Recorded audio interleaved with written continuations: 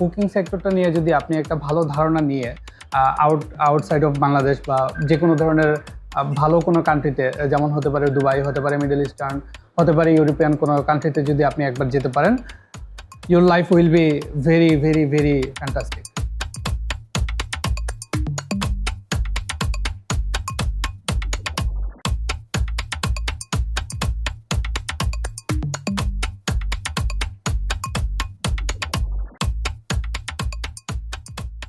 আমি অন্য কাজের সঙ্গেও জড়িত আছি, কিন্তু কাজের ফাঁকে আমার মনে হচ্ছে যে আরও কিছু স্কিল আমাদের দরকার আছে, ক্রিয়েটিভ হতে হবে।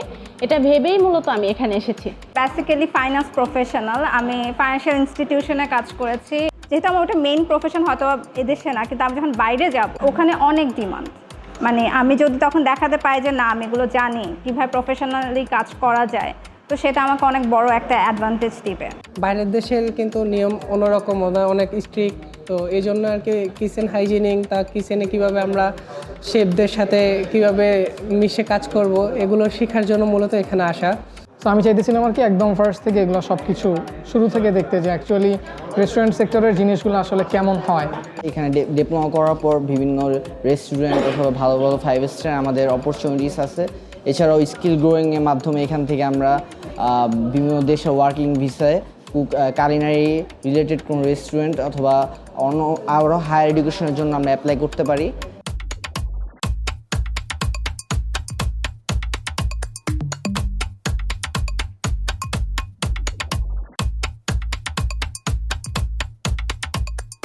মেইনলি এই কোর্সের মাধ্যমে তারা শুধুমাত্র ফুড কুকিং জানছে না, তারা এখানকার ফুডের কস্টিং সম্পর্কে যাচ্ছেন, একটা কিচেন অপারেশন সম্পর্কে যাচ্ছেন, তারপর আপনার ম্যানেজমেন্ট সম্পর্কে যাচ্ছেন, একটা হোটেল ইন্ডাস্ট্রি সম্পর্কে যাচ্ছেন, একটা রেস্টুরেন্ট পরিচালনার জন্য যা যা প্রয়োজন হয় সব কিছুই হলো একটা কোর্সের মধ্যে তারা আয়ত্ত করে নিচ্ছেন। লেভেল 1-এর সেটাতে হচ্ছে বেসিক যে রান্নার জন্য বেসিক যে জিনিসগুলো লাগে সেগুলো করে। আর ডিপ্লোমা 3 ডিপ্লোমার জন্য যারা করছে ওটা হচ্ছে 6 মাসের, ওরা বেসিকও জানে এবং ওরা অ্যাডভান্সও অনেক কিছু শিখে।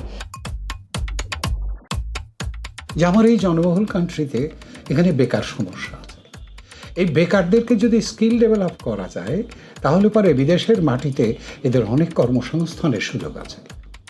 এই কর্মসংস্থানের সাথে বাংলাদেশের অর্থনীতির সম্পর্ক আছে। ইন্টারন্যাশনালি কুকিংয়ের যে স্তরটা, যে স্ট্যান্ডার্ডটা, সেই স্ট্যান্ডার্ডে এদেরকে প্রশিক্ষিত করাই হলো পিসিএর কাজ। এবং এটার জন্য বাংলাদেশের কিছু নিয়ম নীতি আছে, বিদেশেরও কিছু স্ট্যান্ডার্ড আছে, নিয়ম নীতি, এবং এই নিয়ম নীতি কিন্তু আলাদা নয়। বাংলাদেশ থেকে 2-3 ক্যাটাগরির মানুষ বিদেশে যায়। একটা হলো যারা লেখাপড়া করতে যায়, স্টুডেন্টগুলো ও লেভেল করে, সেখানে প্রতিটা স্টুডেন্ট ওয়ার্ল্ডের সব জায়গায় এই নিয়ম আছে, সপ্তাহে 20 ঘন্টা থেকে 24 ঘন্টা কাজের সুযোগ পায়। এবং এই যে 20 থেকে 24 ঘন্টা কাজের সুযোগ পায়, এই কাজগুলো তারা মোস্টলি 90% তারা রেস্টুরেন্টে করে। যাওয়ার আগ দিয়ে তারা যদি এখান থেকে স্কিল বা স্ট্যান্ডার্ডটা নিয়ে যায়, তখন তারা কাজ করতে সুবিধা হয়, পয়সাও দুটো বেশি।